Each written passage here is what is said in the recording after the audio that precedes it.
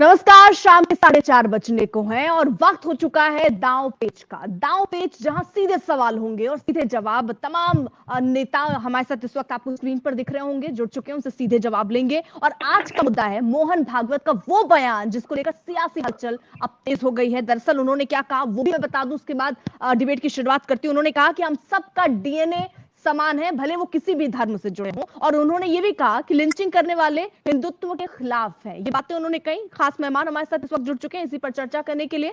यासर Jilani BJP की तरफ से हमारे साथ जुड़ चुके हैं। राजीव तुली आरएसएस के जानकार इस वक्त साथ हैं। अनुराग भदौरिया समाजवादी पार्टी से हमारे साथ जुड़ चुके हैं और एमएच खान बीएसपी से हमारे साथ जुड़ चुके हैं। सबसे पहले अनुराग भदौरिया, मेरा सवाल आपसे कि वो तो ये कह रहे हैं भाई लिंचिंग करने वाले हिंदुत्व के खिलाफ है, अब इसमें दिक्कत क्या है? देखिए, हमने हमेशा से बोला, समाजवादी लोग तो हमेशा से सामाजिक न्याय की, समाज के विकास की बात करते हैं। हमने कभी भी जात धर्म की राजनीति की। देश के अंदर एक ही पार्टी है जो जात धर्म की राजनीति करती है, भारतीय जनता पार्टी। अगर मोहन भागवत जी भारतीय जनता पार्टी के नेताओं को बुला के और कार्यकर्ताओं को बुला के कहते कि आप हिंदुस्तान में जाति धर्म की राजनीति क्यों करते हो, हिंदुस्तान में विकास की राजनीति करो, हिंदुस्तान को आगे ले जाना है तो हमें विकास की बात करनी होगी ना। तो विकास की बात आप करते नहीं हो, हमेशा जाति धर्म की राजनीति क्यों करते हो?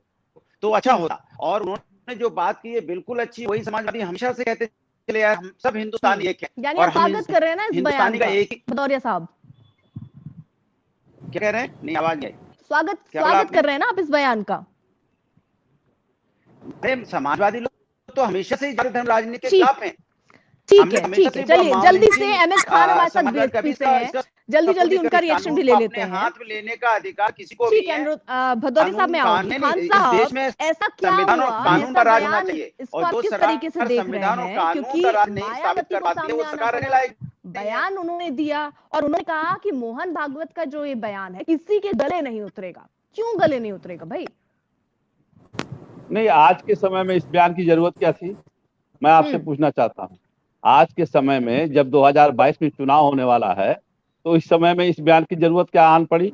और अगर जरूरत आन पड़ी है तो जो मोहन भागवत जी कह रहे हैं उसको योगी आदित्यनाथ नहीं सुन रहे हैं क्या? वो तो कहते हैं बजरंग बली हमारे, अली तुम्हारे। वो तो कहते हैं कि बजरंग बली दलित थे, शोषित थे। ये बातें जो अपने लोगों को तो समझा दें मोहन भागवत जी, अपने लोगों को तो बता नहीं पा रहे हैं। और दूसरी बात ये कि जब ये कहते हैं नरेंद्र मोदी जी कि सबका साथ, सबका विकास, सबका विश्वास, तो इसमें कहाँ नजर आ रहा है? इसमें कहीं नजर नहीं आ रहा है। अब आप इसी बीच में ये बात कह देते हैं जब चुनाव आ रहा है। अरे भाई, कार्यकर्ताओं की मीटिंग में आप ये बात कहिए, उनसे समझाइए कि ये चीजें हैं।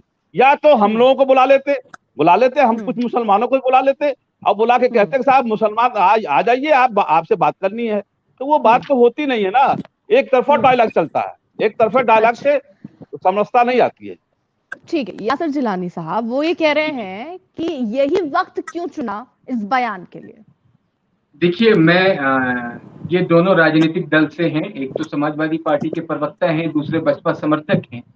हमें भारत के उनकी बातों को लेके भारत को समझना होगा। हमारे भारत की जो पहचान संस्कृति है और जो जिससे भारत जाना जाता है, वसुदेव कुटुंबकम के मानने जानने वाले भारत के लोग हैं। उसी परंपरा को आदरणीय मोहन भागवत जी कल बयान कर रहे थे, बता रहे थे। उन्होंने अपने पहले ही 1 मिनट में जब उन्होंने भाषण की शुरुआत करी तो उन्होंने कहा कि मैं राजनीति से रिलेटेड कोई बात नहीं कर रहा हूं, मेरा राजनीति से कोई लेना देना नहीं। भारत के अंदर समाज का जो ताना बाना, कुछ लोग जो उसके ऊपर आधार बना के राजनीति करते हैं, उन लोगों को समझने की जरूरत है कि भारत का डीएनए एक है। 40,000 साल का उन्होंने एग्जाम्पल दिया है, उदाहरण के तौर पे 40,000 साल पुराना। और अपनी परंपरा, अपने जड़ और अपनी रूट की अगर हम बात सब करेंगे तो हम भारतीय हैं, हमारे संस्कार हिंदुस्तानी हैं। हम इस पे चर्चा करें, हम हर चीज पे। उनके बयान के बाद आप देखिए कि किस तरीके से बौखलाहट है। क्योंकि बौखलाहट का रीजन मैं बताऊं, ये जो तुष्टीकरण की राजनीति करने वाले जो विपक्ष के लोग हैं, जिनका केंद्र बिंदु एक वर्ग है वोट बैंक के लिहाज से, उनको लग रहा है कि कहीं ये वोट बैंक छिटक के दूसरी तरफ का चला जाए, इसलिए ये उलूल जुलूल बातें कर रहे हैं। तरफ से कहा जाता है उनका स्वागत करना चाहिए, हिंदू मुस्लिम नहीं चाहिए। ये पूरा ये जो सियासी घमासान छिड़ा है, ये दरअसल मोहन भागवत के बयान पर छिड़ा है ना। और सवाल तो यही है कि भाई इस समय क्या जरूरत है? नहीं, उन्होंने क्या कहा? प्रदेश के चुनाव सामने है, उन्होंने कहा कि हिंदू मुस्लिम सीधा सवाल आपको ये पूछ रहा है। ग्रुप नहीं है, एक है। उन्होंने आपने तो सुना पूरा बयान, लगातार चल रहा है सोशल मीडिया और बड़े मीडिया हाउसेज इसको चला रहे हैं। उन्होंने कहा कि कोई ग्रुप में नहीं बटा है, हिंदू मुस्लिम एक परंपरा है, हम भारतीय हैं। पहले भारत के ऊपर किसी तरह का कोई अगर प्रहार करता है तो हम वो इंसानियत से गिरी हुई बात करेगा। जो आप उनका पूरा आप बुला रहे हैं, मैं आ रही हूँ जल्दी से। राजीव तुली जी से भी समझ लेते हैं, आरएसएस के जानकार हैं वो। राजीव तुली जी, आप ही जरा बता दीजिए, क्योंकि गोलमोल जवाब इस समय यासिर जिलानी दे पा रहे हैं कि टाइमिंग जिसको लेकर सवाल उठ रहे हैं उस पर जवाब नहीं दे पा रहे, लेकिन आप बखूबी बता पाएंगे शायद कि इस वक्त जब उत्तर प्रदेश के चुनाव होने हैं, जल्द ही इसकी घोषणा हो जाएगी, इस तरीके के बयान के क्या मायने सर? मुझे जितने लोग पैनल डिस्कशन में हैं, इनमें से कोई भी इतना है कि वो इसको आप समझ पाए कि ये कोई पहली बार नहीं है कि संघ के किसी ने ध्यान दिया। 2007 में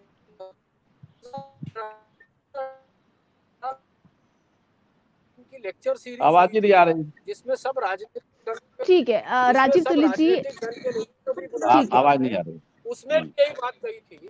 उससे पहले संघ के जो द्वितीय सरसंघ चालक, जो दूसरे सरसंघ चालक हुए, मेरी आवाज आ रही है क्या जी? मैं हाँ, आपकी आवाज थोड़ी सी कट कट कर आ रही है। मैं चाह रही हूँ कि आप नेटवर्क पे रहें तो ताकि आपकी बात भी सही तरीके से पहुंच पाए। अब जल्दी से आप अपनी बात रखिए। जी, मैं जल्दी से पूरा कर देता हूँ। जी। जब संघ के दूसरे सरसंघ चालक थे गुरु गोलवलकर जी, वो भी एक बात कहा करते थे कि भाई हमारे यहाँ शैव हिंदू है, वैष्णव हिंदू है, आर्य समाजी हिंदू है, तो हमारे यहाँ मोहम्मदिया हिंदू क्यों नहीं हो सकते? और भारत से बाहर भारत का जो मुसलमान है उसको हिंदू और हिंदू क्या पुकारते हैं।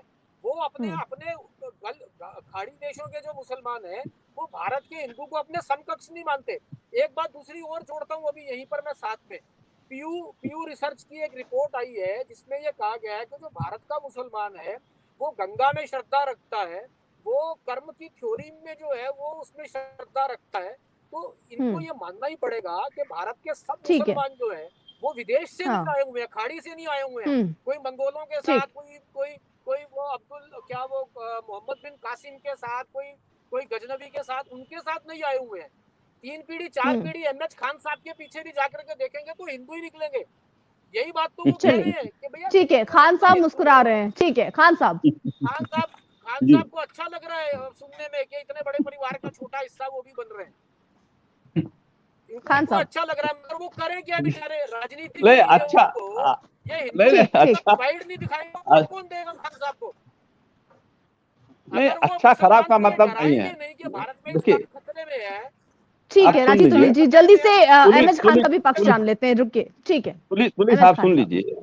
आप मान रहे हैं कि हाँ हम लोग कन्वर्टेड मुसलमान हैं, ठीक है, कन्वर्टेड मुसलमान है। इस चीज की जरूरत क्या पड़ी आपको कहने की?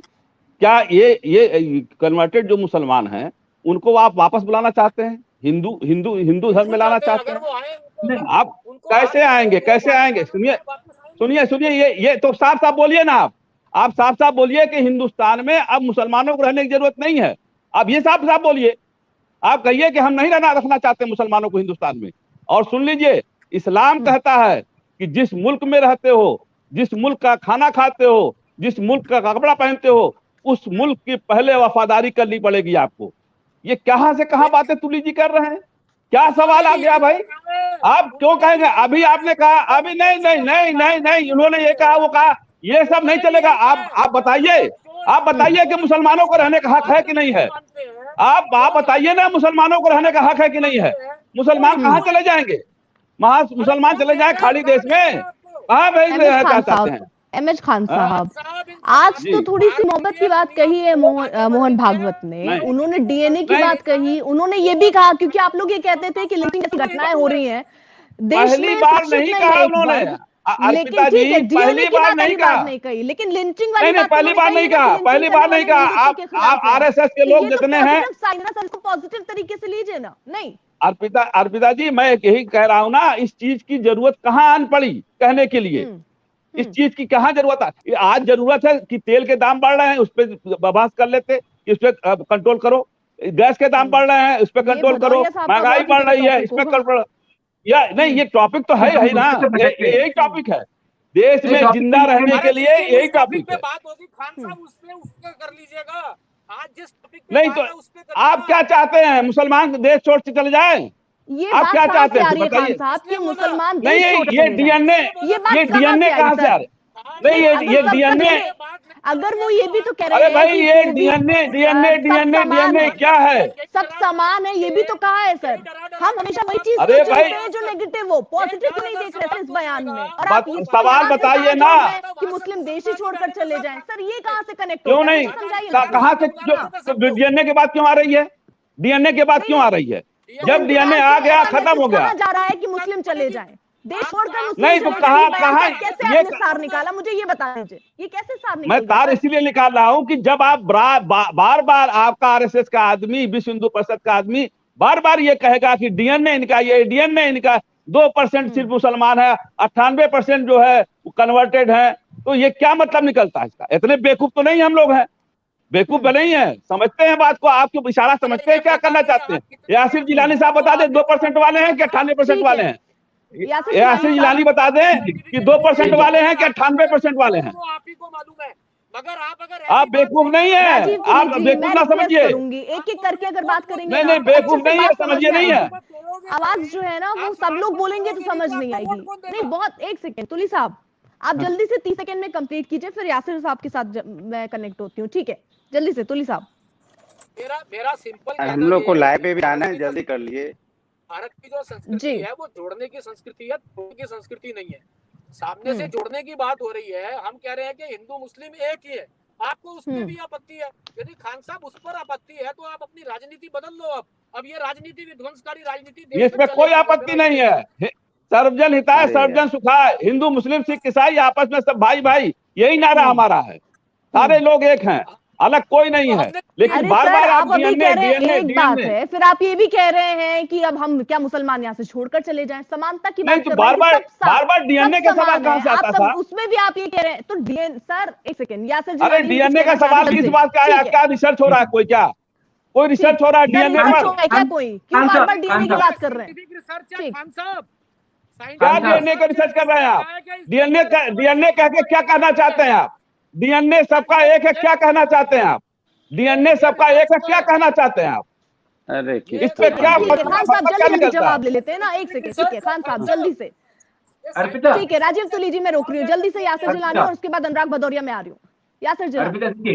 देखिए खान साहब, आप समझने की कोशिश करिए, जब आदरणीय मोहन भागवत जी ने एक एक बिंदु पे अपने ख्याल को, अपने ऑब्जर्वेशन को, अपनी बातों को आपके सामने रख दिया, उसके बाद ये डीएनए, ये नफरत, ये अलगाव की राजनीति क्यों कर रहे हैं? उन्होंने बता तो दिया कि इस्लाम को इसलिए कुछ लोग भ्रम में रखते हैं कि इस्लाम खतरे में आ जाएगा, क्लियर उन्होंने कहा। उन्होंने, आप बताइए कि 2014 की सरकार के बाद एक मुसलमान कहीं बांग्लादेश और पाकिस्तान चला गया, आपने भ्रम डाला, आपने एनआरसी करी, आपने एनआरसी सीए में सड़कों पे औरतों को बिठा दिया कि आप पाकिस्तान से जाएंगे। कौन गया है? लेकिन जरा ये बताइए, कौन गया? बीजेपी तो ये कह रही है भाई कि नेगेटिव पिक्चर पॉजिटिव हो रही है, इससे दिक्कत हो रही है, इसलिए इतना हो हल्ला मचा हुआ है।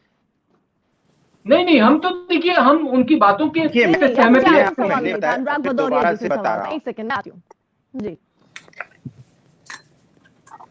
देखिए, हमने पहले ही आपको बताया हिंदुस्तान एक है, और ये बात मोहन भागवत जी को, भारतीय जनता पार्टी के कार्यकर्ताओं, नेताओं को और उनके मुख्यमंत्री को बुला के उनको बोलना चाहिए कि आप हिंदुस्तान में चुनाव आते ही, या आप राजनीति जाति धर्म की मत किया करो। यहाँ पे लोगों की रोजगार की राजनीति करो, आप महंगाई कम करने की राजनीति करो, महिला पे अत्याचार रोकने की राजनीति करो, कोविड में लोगों की मदद करने की राजनीति करो, यहाँ पे भ्रष्टाचार रोकने की राजनीति करो, यहाँ शराब माफियाओं को रोकने की राजनीति करो। तो आप यहाँ पे इंफ्रास्ट्रक्चर डेवलपमेंट की राजनीति करो। तो आप ये राजनीति क्यों नहीं करते हो? आप क्यों हमेशा जाति धर्म की राजनीति उठाते रहते हो? जिस चैनल में खोलो जाति धर्म की राजनीति चलती रहती है। जब से 2014 के बाद से भारतीय जनता पार्टी की सरकार आई है, आज हमारे देश अर्थव्यवस्था क्या होगी, माइनस। ठीक है। तो धर्म तो आप लेके आते हैं, उन्होंने तो कल भी कोई जात और धर्म की बात नहीं कही। निकल गए, तो इस मतलब हमारे देश के अंदर में सर, जाति धर्म की ठीक है, अनुराग भदौरिया जी, ठीक है। कहाँ जात और धर्म की बात यासिर की है? जिलानी अनुराग जी कहाँ साहब, बात मेरा की है? दो आप सवाल बताइए। है, मेरा दो सवाल है। मैं आपसे फिर से एक सवाल पूछ रही हूँ दोबारा से, और मैं चाहूंगी कि सीधा सीधा जवाब दीजिए सर, घुमा के नहीं। मेरा सीधा सा सवाल ये है कि इस वक्त मोहन भागवत ने जो ये बात कही, इसकी टाइमिंग पर सवाल उठ रहे हैं। ये वक्त क्यों चुना उन्होंने? पहला सवाल मेरा, इस पर जवाब दीजिएगा। और दूसरा मेरा सवाल ये कि जिस तरीके से वो तमाम आरोप ये लग रहे हैं कि आखिरकार जो नेता हैं, कई बार चुनाव, जब अभी देखिएगा उत्तर प्रदेश में जब चुनाव की घोषणा हो जाएगी, रैलियां होंगी, तो एक के बाद एक बयान सामने आएंगे। क्या अगर कोई इस तरीके का बयान देता है जहां हिंदू मुस्लिम किया जा रहा हो, तो क्या उन पर कार्रवाई होगी? कार्रवाई करेंगे आप? ये दो सवाल। किससे सवाल है ये? यासिर जिलानी साहब। सवाल किससे पूछा आपने? जी, क्या कह रहे थे आप? मैंने यासिर जिलानी साहब, मेरा दो सवाल आपसे है, मैं फिर से दोहरा देती हूँ। मेरा पहला सवाल ये कि यही समय क्यों चुना गया, मोहन भागवत ने यही समय क्यों चुना, जो विपक्ष पूछता है? देखिए, एक तो आपको मैं क्लियर कर दूं, लीजिए, और दूसरा जरा मेरा सवाल ले लीजिएगा। जिस तरह अनुराग भदौरिया भी कह रहे हैं, इशारा कर रहे हैं कि देखिए अभी चुनाव जब आएंगे तो कई आपके नेता हैं जो कई ऐसी बातें कह जाते हैं जिसमें हिंदू मुस्लिम हो सकता है, अगर ऐसा कुछ होता है तो कार्रवाई करेंगे? अनुराग भदौरिया भी ये पूछ रहे हैं। देखिए, एक तो मैं आपको बता दूं कि ये वक्त क्यों चुना गया, इसका जरा रिसर्च, आप लोग तो बहुत रिसर्च के साथ पत्रकारिता करते हैं।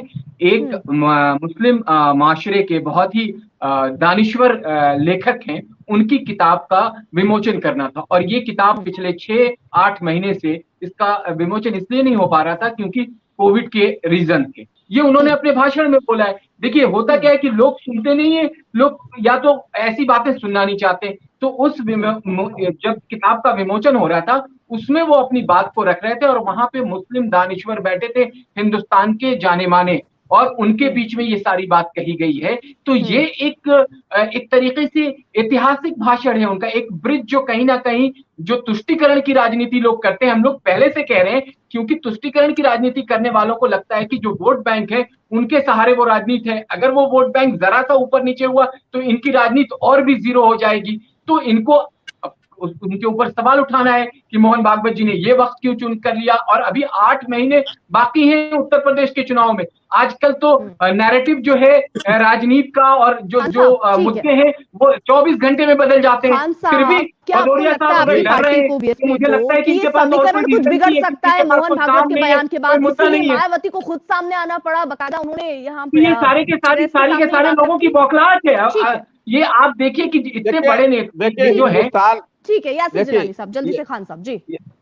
ये भारतवर्ष जो है संविधान के हिसाब से चलता है, आइन के हिसाब से चलता है, किसी की पार्टी के हिसाब से नहीं चलता है। आपकी पार्टी क्या कहती है मैं नहीं जानता, मेरी पार्टी क्या कहती है ये मैं जानता हूँ। लेकिन आप जब बातें आती हैं, आप देखिए, मैंने उसका जवाब इन्होंने नहीं दिया कि वो योगी आदित्यनाथ जी जब मुख्यमंत्री नहीं थे तो वो कुछ भी बोल सकते थे, बोलने का हक है, संविधान हक देता है। लेकिन संविधान की शपथ लेने के बाद, जब शपथ ले लिया तो उसके बाद योगी आदित्यनाथ जी कहते हैं कि हनुमान जी दलित थे, हनुमान जी मेरे, बजरंगबली मेरे, अली तुम्हारे, ये सब चीजों का बैन कब लगेगा? और जहरीले भाषण ये शुरू हो जाएंगे। अब देखिए, कोई रोकेगा नहीं इसको, ये एक तरफा चलेंगे। ये चीज क्यों नहीं रोकी गई? क्यों नहीं कहा गया कि योगी आदित्यनाथ जी आपने शपथ लिया है सबका साथ, सबका विकास, सबका विश्वास में चलने के लिए, तो बजरंगबली वाली क्यों? सरकार उत्तर प्रदेश की बिल्कुल जो उसका मूल मंत्र है सबका साथ, विकास और विश्वास के तहत योगी आदित्यनाथ जी काम कर रहे हैं। अभी आप देखिए कि पैंडेमिक जो ये कोरोना की महामारी इतने विराट रूप से हमारे सामने, बजरंगबली अली क्यों कहा, बता दीजिए ना यासिर साहब, जवाब दे दीजिए, बजरंगबली अली क्यों कहा? एक संवैधानिक पद पर बैठा हुआ आदमी कह सकता है। मेरी बात सुन लीजिए, मैं राजनीतिक प्रवक्ता हूँ, मैं राजनीतिक प्रवक्ता हूँ, मैं धार्मिक किसी संवैधानिक पद पर बैठा हुआ व्यक्ति ये कह सकता है कि आपको ये राजनीति सूट करती है। मैं राजनीतिक आदमी हूँ, राजनीतिक विचारधारा से रखता हूँ, मैं धर्म को नहीं छोड़ता, और मेरी कोई हैसियत नहीं है कि मैं भगवान के ऊपर किसी के भगवान के ऊपर मैं टिप्पणी करूँ। मुझे ये नहीं संस्कार मिले, मुझे ये नहीं सिखाया गया, और ये संस्कार भी हमने कहीं ना कहीं संघ को देख के सीखा है। ये कहीं ना कहीं वहां के शाखाओं में जो काम होता है, वहां पे जो जोड़ने का काम होता है, उन्होंने एक बात और कही है जो एग्जाम्पल के तौर पे इन लोगों ने सुना नहीं। उन्होंने कहा कि एक मुस्लिम बंधु मेरे पास आते हैं और वो कहते हैं, आदरणीय मोहन भागवत जी को 10 सेकंड में कोट करता हूं, और वो कहते हैं कि मैं शाखा में आता हूं और शाखा की जो कार्य है वो करता हूं। तो उन्होंने कहा कि हमारे यहाँ कोई ये नहीं रोक है कि आप कौन आ रहे हैं, आप किस पंथ के हैं, आप किस मजहब के हैं, किस प्रांत के हैं, आप इंसान हैं, आइए और सीखिए, और भारत के लिए आप काम करते हैं तो आपके साथ पूरा भारत खड़ा है। और भारत का मतलब जो 135 करोड़ जनसंख्या है वो भारत है। आपने जो टुकड़े टुकड़े में बांट रखा है, आपने पंथ समुदाय को अलग करके अपनी राजनीति चमकाने की जो कोशिश कर रहे हैं, इसमें खान साहब अब वक्त खत्म हो गया। अब जो न्यू जनरेशन आ रही है वो देख रही है कि नवनिर्माण में भारत के उसको कैसे खड़े होना देना चाहूंगी। आप दिग्विजय सिंह ने बदलाव ट्वीट किया, उन्होंने लिखा कि यदि ये विचार मोहन भागवत जी अपने शिष्यों, प्रचारकों, विश्व हिंदू परिषद को पालन करने के लिए बार कर दें तो मैं आपका प्रशंसक हो जाऊंगा। ये दिग्विजय सिंह कह रहे हैं। दिग्विजय सिंह जी और उनका जो चेला है वो दोनों कुछ भी बोलते हैं, मुझे लगता है उसका कोई बहुत महत्व नहीं है, कोई उसको महत्व देता भी नहीं है। देखिए, मैं व्यक्तिगत अनुभव से आपको बता सकता हूँ कि संघ में जाति, मत, पंथ, संप्रदाय, इस सब के विषय में कहीं किसी प्रकार की कोई चर्चा नहीं होती, और उसी के कारण से जो संघ है वो लगातार बढ़ रहा है।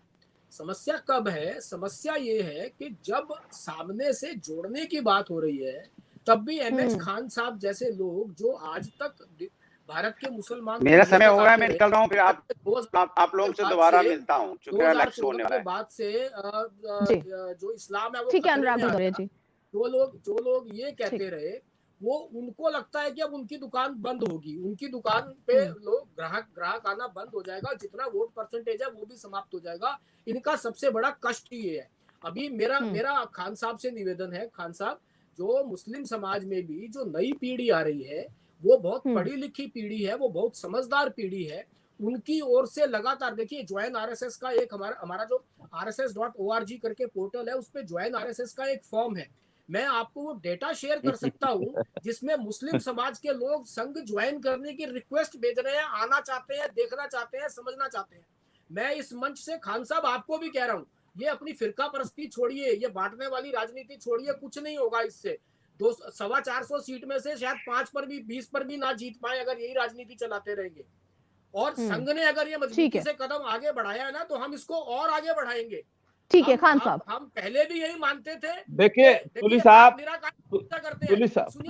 सुनिए, फिर मैं आपको नहीं टोकता हूँ, नहीं हमको आवाज दिया इसलिए मैं बोल रहा हूँ। ठीक है, एक सेकंड जल्दी से तुली साहब जल्दी से कंप्लीट कीजिए, फिर खान साहब से भी समय थोड़ा कम है, जल्दी। मेरे यहाँ निराकार और साकार दोनों की पूजा होती है। मेरी माँ आर्य समाजी है, वो निराकार की पूजा करती है, मैं बजरंगबली को मानता हूँ, मैं साकार की पूजा करता हूँ। मेरे यहाँ दोनों की पूजा होती है और आप केवल निराकार की पूजा करते हो। मेरे यहाँ पर 33 करोड़ देवी देवता जाते हैं, एक आपका भी आ जाएगा तो मुझे कोई आपत्ति नहीं। मेरी आपत्ति तब प्रारंभ होती है जब जोर जबरदस्ती से धमका करके, लालच दे करके, लफ्ज याद करके आप धर्म परिवर्तन करना चाहते हो। तो मेरा आपसे निवेदन है कि आप कृपया, ठीक है तुली साहब जल्दी से छोड़िए, विभाजनकारी राजनीति छोड़िए और एक पॉजिटिव माइंड के साथ इस स्टेटमेंट को लीजिए और आगे बढ़िए। ठीक है खान साहब, वो कह रहे हैं आपको अपनी रणनीति बदलिए, नहीं तो उत्तर प्रदेश में कुछ नहीं होगा आपका, बीएसपी पार्टी कहीं अस्तित्व में भी नहीं रह जाएगी। देखिए ये तुली साहब जो कर रहे हैं, जो बता रहे हैं, ये जैसे लग रहा है कि हम जाहिल आदमी हैं। नया नौजवान आएगा, पढ़ा लिखा आदमी है, मैं भी डॉक्टर हूँ, जाहिल आदमी नहीं हूँ, पढ़ा लिखा आदमी हूँ। अगर आप सवाल मेरे उठाते हैं, सवाल इस बात का, जब योगी जी ने हनुमान जी की आप पूजा करते हैं, नहीं जब आप योगी जी ने हनुमान जी की आप पूजा करते हो, जब योगी जी ने हनुमान जी को दलित कहा तब आपको बुरा नहीं लगा? क्यों नहीं बुरा लगा भाई? तब मैं तो सवाल इस बात का करता हूं, मैं तो ये कह रहा हूं सर्वजन हिताय सर्वजन सुखाय, हिंदू मुस्लिम सिख ईसाई आपस में सब भाई भाई। मैं संविधान को मानता हूँ, हिंदुस्तान के संविधान को मानता हूँ। अगर किसी ने कुछ पहले बयान दिया है, अगर एक बार गांठ आ गई, मान लीजिए किसी ने आपको कुछ कहा, उसके बाद तो मोहन भागवत आज आपको ये बात कह रहे हैं ना, समानता की बात कर रहे हैं, साथ मिलकर आने की बात कर रहे हैं, तो उसको आप पॉजिटिव क्यों नहीं ले रहे हैं? इसको ठीक है, पहले के बयान आप योगी आदित्यनाथ के बाकायदा सब और सुना रहे हैं, लेकिन अभी की बात पर अगर हम बात करें तो इसको तो पॉजिटिविटी के साथ लिया जा सकता है ना। आज से शुरुआत कर लीजिए सर। नहीं, आज से शुरुआत किया जा सकता है, लेकिन सवाल इस बात का है कि 2% 98% की जब बात आप करोगे तो लोगों के मन में शंका पैदा होती है। आप पिछली बातें कर रहे हैं, अगर आज से शुरुआत पिछली बातें नहीं, आज ही मोहन भागवत जी ने कहा 2% 98%। तो ये सब चीजें नहीं होनी चाहिए। मैं कहता हूँ ये इसमें सही क्या है, इसमें सही क्या है? आप क्यों कह रहे हैं ये बात को? यही तो मैं कह रहा हूँ कि चुनाव आते ही कह दिया आपने। मैं यही देखिए, आपने सही बात कह दी, बिल्कुल सही बात कह दी तुली जी। आप बिल्कुल ट्रैक पे आ गए, एकदम ट्रैक पे आ गए। आप जरा सा उधर उंगली रखा कि ट्रैक पे आ गए। देखिए कदम है, अरे भाई संविधान की बात करिए ना, संविधान की बात करिए। संविधान इजाजत नहीं देता है, संविधान इसकी इजाजत नहीं देता है तुली साहब, संविधान इसकी इजाजत नहीं देता है। संविधान को लांग के जाएंगे आप, संविधान लांग के नहीं जा सकते आप। संविधान में सबको अपना धर्म परिवर्तन करने का हक है, लेकिन गुंडई से, बदमाशी से, लालच से ये धर्म परिवर्तन नाजायज है। इस्लाम इजाजत नहीं देता है। मैं साफ कह रहा हूँ, नहीं देता है। जो करता है उसके खिलाफ कार्रवाई करिए, ठीक है, कड़ी कार्रवाई करिए, उसके खिलाफ कड़ी कार्रवाई करिए, एक कड़ी कार्रवाई करिए। मैं कह रहा हूँ कड़ी कार्रवाई करिए, जेल में डालिए उसको, फांसी पे लटका दीजिए उसको। आप भी जल्दी से कंप्लीट फांसी पे लटका दीजिए उसको। देखिए खान साहब एक चीज मैं आपको बता दूं, आप दानिश्वर हैं हमारे समाज के। आप बार बार सर्वजन हिताय सर्वजन सुखाय की बात कर रहे हैं, लेकिन आप थोड़ा कंफ्यूज हो जाते हैं। आप जब एक इतने बड़े हिंदुस्तान के सामाजिक लीडर जो हैं, जिनको दुनिया में लोग जानते हैं, और जिस अंदाज पे उन्होंने कल आपके लिए दोनों बाहों को खोला है, तो आप उसका स्वागत करिए, आप उसमें आइए, आप भी बैठिए, बात करिए। मैं आपको दावत देता हूं। आपने पहले शुरुआत करी कि मुझे बुला लिया होता, हमें अंदाजा नहीं था, नहीं तो मैं आपका भी नाम भेजता कि आपको बुलाया जाए। आपके भी बड़े अच्छे फॉलोअर्स हैं, तो आप इस तरह की राजनीति में क्यों पड़े? आप बताइए कि क्या अब तक भारत में या उत्तर प्रदेश में जो जातीय समीकरण लेके राजनीति करने वाली पार्टियां रही हैं, वो किस तरह से काम करा है, किस तरीके से हमारे समाज को कहां ले जाके खड़ा कर दिया? मैं भी भारतीय मुसलमान हूं, आप भी भारतीय मुसलमान हैं, हमारे संस्कार जो है हिंदुस्तानी है, हम यहाँ की सारी परंपराओं को मानते हैं। बताइए किसी एक चीज में कोई कमी है? उसके बाद भी आप उन लोगों के बहकावे में आ जाते हैं जो आपको वोट बैंक की तरह 70 सालों से इस्तेमाल कर रहे हैं। क्या कर दिया आपके लिए उन्होंने? जरा एक इतिहास उठा के मुझे बता दीजिए, और मैं इस 2014 से 2020 तक का आंकड़ा मैं आपको दे देता हूँ। आप नफरत की बात कर रहे हैं, हमारे वजीर आजम से लेकर संचालक तक मोहब्बत की बात कर रहे हैं, वो आपको गले लगाने की बात कर रहे हैं, और आप नफरत की बात करें। कैसे होगा? आपको समझदार बनना होगा, नहीं बनना है, आपको समझदार बनना है। सुन लीजिए यासिर साहब, 2022 का चुनाव आ रहा है, 15 टिकट दिला दीजिए मुसलमानों को, 15 टिकट अपनी पार्टी दिला दीजिए, मैं आपको गुलामी लिखा दूंगा, आपकी गुलामी लिखा लूंगा। आप लोगों के पास कोई जानकारी नहीं होती, आपके पास जानकारी नहीं होती। हमने पिछली बार उत्तर प्रदेश में 15 टिकट, पिछली बार हमने बंगाल में 8 विधानसभा की टिकट दी, आसाम में हमने 8 विधानसभा की टिकट दी, केरला में हमने टिकट दी। उत्तर प्रदेश की बात कर रहा हूँ, मैं उत्तर प्रदेश की बात कर रहा हूँ, जानना नहीं चाहते, आप सच्चाई को नजरअंदाज करना चाहते हैं। लेकिन ये नजरिया नहीं होना चाहिए कि टिकट ही देंगे तो ये पैमाना होगा। पैमाना ये विकास का नहीं होता है, लेकिन आंकड़े उठा के देखिए, भारतीय जनता पार्टी टिकट भी देती है। जब हम सरकार में शामिल होंगे तभी विकास कर सकते हैं। सरकार के बाहर रह के विकास नहीं हो उठा सकता के है। देखें, लेकिन ये पैमाना विकास का नहीं हो सकता कि आप टिकट पाएंगे तभी आप विकास के साथ जुड़ेंगे। बिल्कुल टिकट दिलाइए, आप मुसलमानों को हिस्सेदारी दीजिए, टिकट पहले भी सरकार में हिस्सेदारी दीजिए मुसलमानों को।